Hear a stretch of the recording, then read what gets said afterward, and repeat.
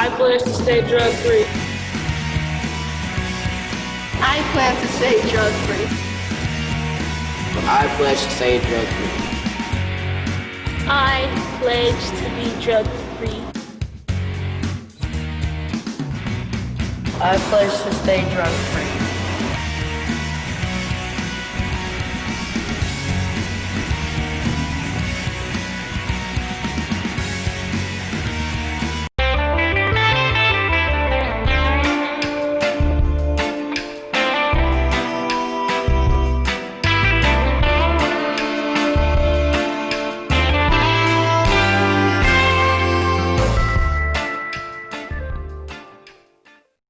And good afternoon, and welcome to Expose Under the Sun, sponsored by the Detroit Native Sun newspaper. I am your host, Darwin Griffin, and just wanted to remind you, too, that the show is sponsored by the Detroit Native Sun newspaper. And our show is live, so if you'd like to call in, our call-in numbers are area code 313-868-0342, 313-868-0351 or 313-868-4336. And our website is www.tv33whpr.com. And you are watching us live in the awesome cities of Highland Park, Michigan, under the auspices of the Honorable Hubert Yap, Mayor, and also in Detroit under the auspices of the Honorable Mike Duggan in Detroit. Again, just wanted to mention, if you did want to call in, make sure that your phones are on speakerphone mode off, not speakerphone mode on.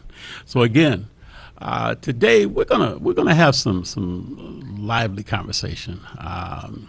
Just again want to thank R.J. Watkins and Henry Tyler for allowing us this half an hour to spend with you to talk about the information that is going on today. Some of you may be aware and some of you may not be aware, but if you aren't, we hope that we can do a better job at disseminating that information out to you, that today, August the 4th, 2020, is the primary elections that are held throughout the state. And I'm not sure about the other, states throughout the nation, but I know here in Michigan, there are offices that are open for either a person that's looking for your support to be reelected, or for an open seat that may be where someone may have been term limited out. But we've got a variety of different offices that are open at the present time, from state rep positions as well as some judicial positions. But there are also some different county races that are going on as well.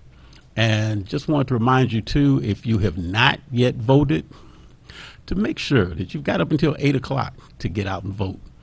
And if you have voted already by absentee, or you did the early voting at one of the satellite offices, congratulations. And I hope that you did not have any problems with that. One thing just to remind people, too, is that, again, if you do go in to vote, make sure you wear your mask and observe the social distancing at the polling precincts. And if you do go in to vote, be patient, because there may be lines because of this is the first time that we're going through a pandemic while we're voting. So be patient with others, be patient with the poll workers, and be patient with others that may be in the line, along with you. So this is going to be a real interesting race because of some of the positions that are open. But today I'm doing this a little bit different. I know that people are out and about taking care of whatever they need to do before this election, and we're looking to wait and get these results back. It's going to be interesting trying to find out, too, how the results are going to be carried, because there's a lot of people that did early voting. So there's a lot of votes that have to still be counted even after 8 o'clock. So you've got the votes that have come in through the mail. You've got votes that are also being tabulated up until 8 o'clock today. So there's a lot. So the results may take a little bit longer to get in because of that. So some of the elected officials may have to wait a little bit longer to find out if they're going to be able to be back in office again, as well as those that are vying for those positions are going to have to wait probably a little bit longer than usual. But again, just remind everyone, if you are voting, make sure that you are there at the polling precincts by 8 o'clock. Because if you get there at 8:01, they may not be able to go and allow you to vote. But if you're in the line no later than 8 o'clock, you will still be guaranteed an opportunity to voice your selections on the polls. So I've got a couple of guests that I'll have on the show today that we're going to do this a little different. So we're not going to have in-studio guests, but I'll have some guests that'll be on the line that'll be calling in that will get an opportunity to go and voice some of the different things that are going on, not just here in Wayne County, but also in Oakland County, as well. So I've got two people on the line, two good friends of mine. One is a gentleman. I just want to tease him about his retirement from one of the UAW members, been a UAW member for a long period of time, and that's Mr. Percy Jax Johnson. And another friend of mine is a gentleman, you've probably seen him on a lot of TV shows, and he's a political pundit, plus he also has his own radio show, but his name is Brandon Bryce. Brandon, Percy, welcome to the show today. Thank you, Darwin. Hello. And just wanted to start the show off real quick. I noticed, have you noticed anything different, Brandon or Percy, in terms of, say, from your observations? Let me ask you first, Percy. What are your observations about what's going on in the Oakland County area? Because I know you've told me that you voted early. Talk a little bit about that, the early voting that you've done, as well as now there's also the opportunity that people can vote in their cars. So they can go in, they can pick up a ballot, and they can go and complete it and then turn the ballot in from their car. Kind of go into a little bit more detail, Percy, about that part. Yes, sir. So in Ferndale City Hall are giving their voters an opportunity to do a drive-through voting process to their city hall. They started at 5 this morning, and it will last till 8 o'clock today. Yeah, and they actually they had it open Sunday also for the same time frame. Well, not quite that late on Sunday, but they also gave that opportunity on Sunday. But anyway, today their citizens are able to drive to their city hall, go in the parking lot area, and they have their staff set up to actually you give someone will come to the car with their mask on, and you give them your ID. They will go through the process like when you go to inside a polling location, locate your name on their list, and they will give you the option of bringing the ballot to you and letting you vote right there in your car, or getting out of your car and and taking it and putting it where you can turn it in yourself. So that I think is quite dynamic with this pandemic, and giving a person to be safe in their car and process their ballot. And then they have a drop box where also they have a drop box there at their city hall where for the ones who already have their absentee ballot where they can drop the box off. They also are giving their citizens an opportunity, if you have an absentee ballot, but you still want to get a ballot from them that day, they will give you a ballot. You can turn your absentee ballot in and get a ballot for that from that polling from that city hall to vote right there. Also, they have your same-day voter registration opportunity there. If you are not registered to vote, you come there with your proper ID, and they will register you to vote. and give you a ballot. Okay. And Now, that's in Ferndale. that's in Ferndale. Yeah. So the other thing too, Percy, you voted already, correct? Yes, sir. How So- were the lines when you went? Now, did you mailed your ballot in, or did you turn your ballot in one of the drop boxes? No, so now I live in Troy.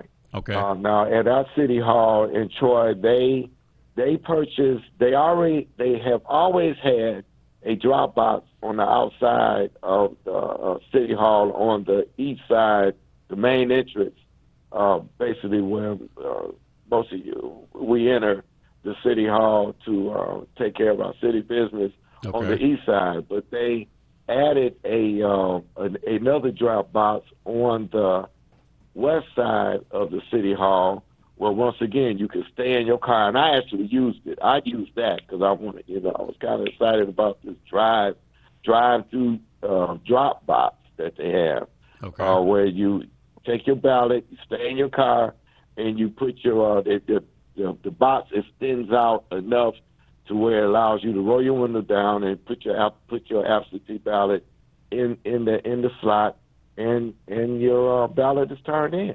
So you don't have So to get out the car at my all. wife and I use that procedure. So you don't have to get out the call at all. You can just basically Nope. just get your ballot, get your application, and you can do everything from the car. Register as Yeah. well as be able to complete the ballot and then to turn the ballot Yeah. in.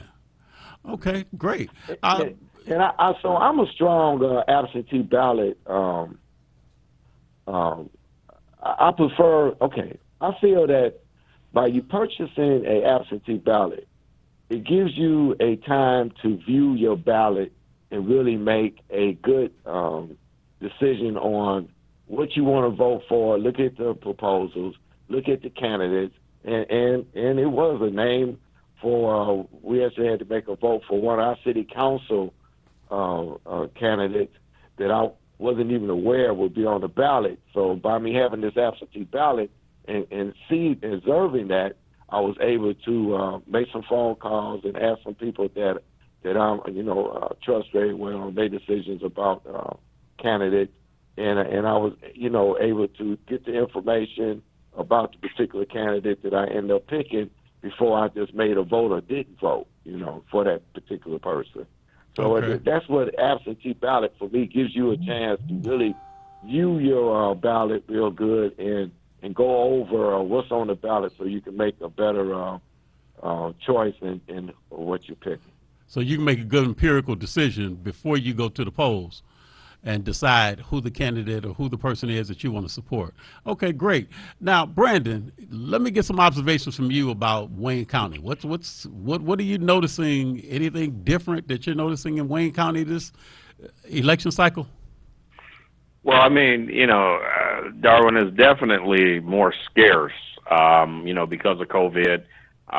Normally there are lines when I go voting. There were no lines this morning. And it was a little clear. It was more, it was less poll workers. Okay. And it was less people actually doing the registration. And so I thought, I talked to a lady earlier, and she mentioned that, this year they had a over-substantial amount of absentee ballots. And so, it was less. I know the downtown districts are getting the majority of the in-person traffic. And we're seeing less, at least from what I heard, in some of the more suburban parts of the city. Okay, and now, if you still need to get an absentee ballot, you can still pick one of those up at either the clerk's office or the election commission office right there on the boulevard, correct? Absolutely. Okay, and now let me ask both of you. Let me ask you first, Brandon. So looking in terms of, say, at the Detroit races that are going on, anything really stands out to you in terms of, say, any of the races that really stand out that you are really going to be paying the closest attention to in Wayne It's County? interesting you asked that, Darwin. I brought this up yesterday. I think there are 3 races that are really, you should really pay attention to, and I think it's District 10, District 3, District 10 for and state rep, District for state 4. representative, correct? I'm sorry? For state representative, correct? Yeah, the Okay. state rep Okay. races. And then So what I were the think, other two again? State, if you talk about, go ahead, Darwin. What were the other two? You said for the state rep So District 10. 10, District 3, and District 4. Why do you say those districts are really to pay close attention to those? Absolutely. Why are you saying those are the ones that really pay the closest attention to? Well, because I think right now, if you look at District 3, you're talking about a guy who's literally worth $40 million running for a state rep seat. But you could, for the first time, see China Cochran, the first woman who came out of the labor union, pull that race out. If you're looking at District 4, you're talking about the Michelle Oberholzer race, where literally it could go, you're talking about that's got Hamtramck in it, in that district, and so it could go white, it could go Arab, or it could go black. And then if you look at District 10, that's an interesting race because that's the race, former State Rep Leslie Love's seat, where she's supporting her chief of staff. But right now you've got the daughter of Phil Kavanaugh is in that race, and quite frankly, Redford plays a big part in that race, and so that's a three-man race. So each one of those races, Darwin, is about a three-man race that could really go any way, go either way. Okay, and one thing too, because we also too just the Isaac Robinson. He used to be he was the state rep that represented the District 4. So that's right. That race has got what I think I've heard about 12 people running in that race. Well, it's 12 people, Darwin, but I mean the reality is you got about 3 players in that race.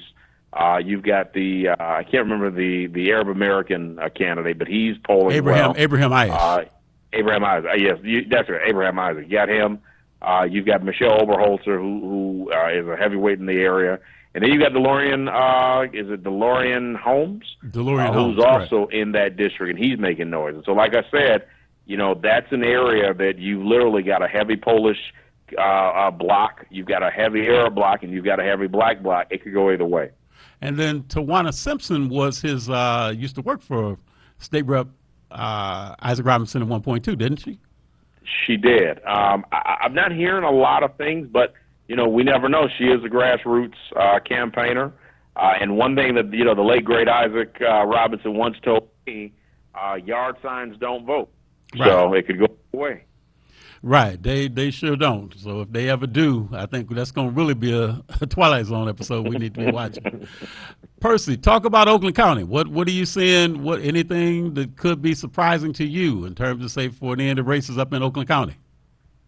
Well, I think the head-to-head race would be the executive position, where you have Andy Meisner that's running against one of the, I believe he used to be the mayor from Ferndale. Used to be the mayor of Ferndale, Dave Coulter. Brad right, Coulter, Dave yeah. Coulter. Right. Those are the two races that are, I would say, at our, 50-50.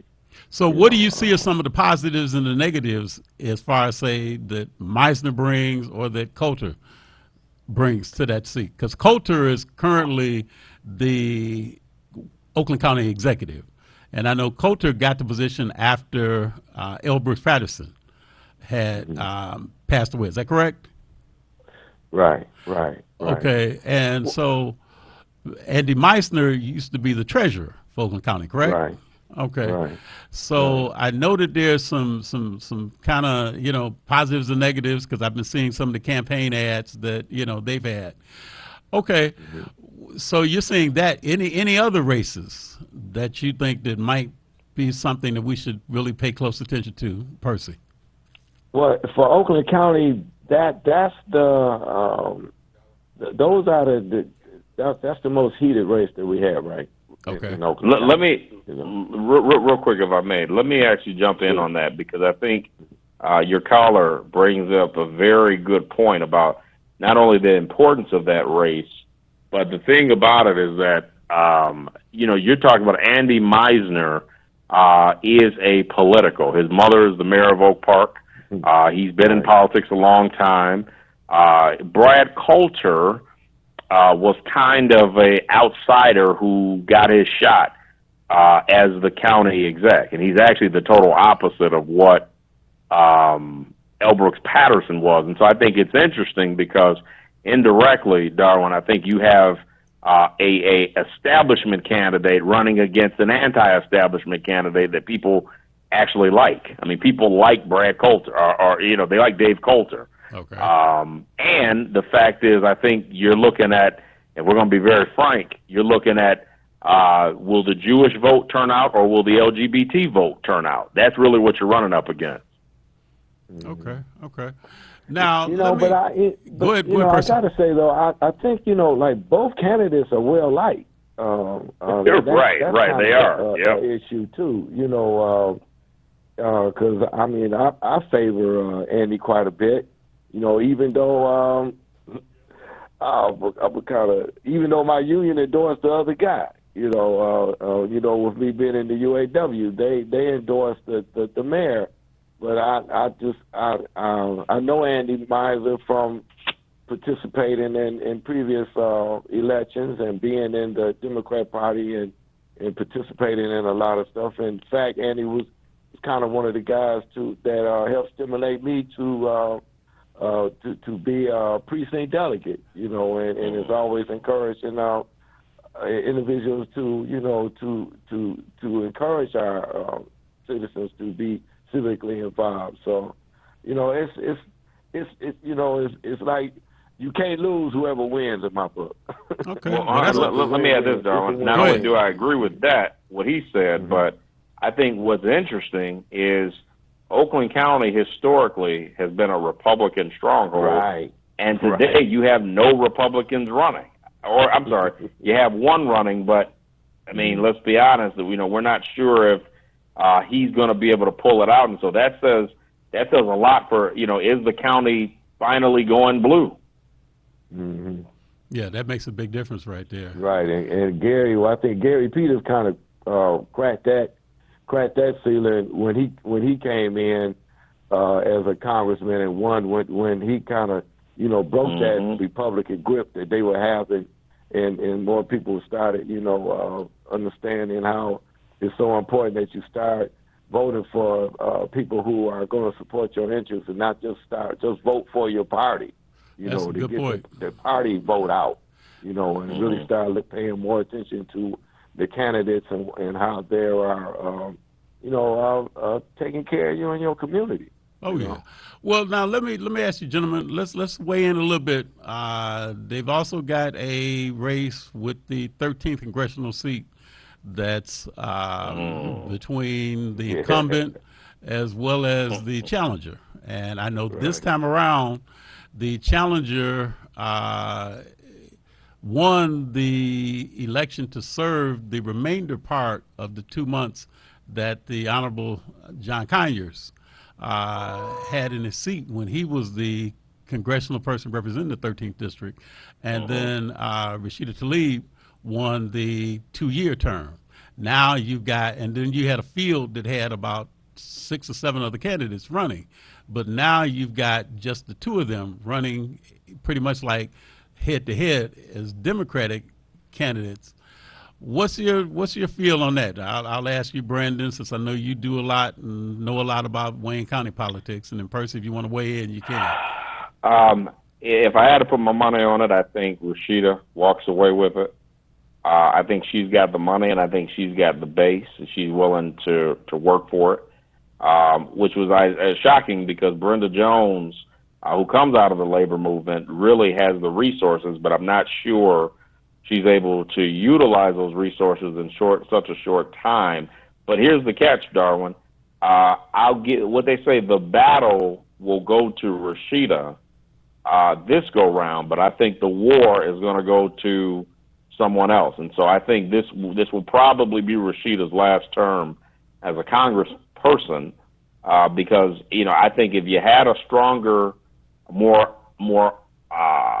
public person like a Coleman Young or like a Ian Conyers or like a Mary Sheffield or like a Sherry Gay Dagnogo, and it came down to Rashida or one of them, I think we would be having a very different conversation right now. So do you think the conversation would be even different too if there had been more people that were running in this race as opposed to just being the 2 of them running? No, I think if there had been more people, it would be a go ahead with Rashida. I think the question now is how hard is Brenda going to work? Okay. Percy, did you want to weigh in on that one real quick? Because we've got a couple minutes left. Yeah, I kind of feel, Brenda has a strong base, and she's always had the high numbers with the vote when in her previous elections. Okay. And and her reputation with so many of the meetings that she has. I'm sorry, I'm kind of lost the word, but I know the task force meetings that she has, with the number of task force meetings that she has with the veterans, the skilled trades, the seniors. She's been available for them, so I don't know.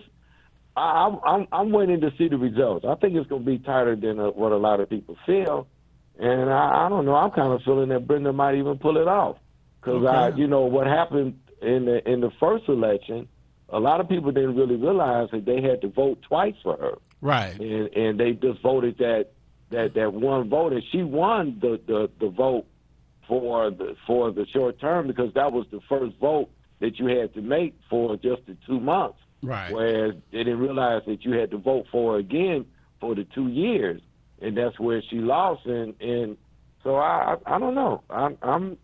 That's going to be another one to watch too, then, gentlemen. Right. Okay. Well, then, and real quick, Darwin. Real quick. I mean, the reality is that seniors vote. And the reality is, I think it's safe to say the seniors are going to probably go with Brenda before they go with Rashida. Right. Okay. All right. Well, gentlemen, this time, I knew it was going to go by real fast. But I appreciate you coming on, taking time out from your busy days. Percy, enjoy your retirement. Brenda, I know you've got a meeting that you've got to go to real shortly. So, again, I do want to thank you, and we'll kind of be observing these results when they come in later tonight. But, again, you've been watching Expose Under the Sun, and my guests today were Brandon Bryce and Percy Johnson. And if you'd like to join in and you'd like to get a call in terms of, say, from Valerie Lockhart, who has she's the president and the owner of the Native Sun newspaper. You can call in, and if you want to advertise in the paper, which now you can pick up at the local Kroger supermarkets, you can call Valerie Lockhart at area code 313-457-5944 to advertise. Want to say thank you again for tuning in. We'll see you again same time, same station next week. Peace, and make sure if you go out to vote today, make sure you wear your mask and observe the social distancing. Peace.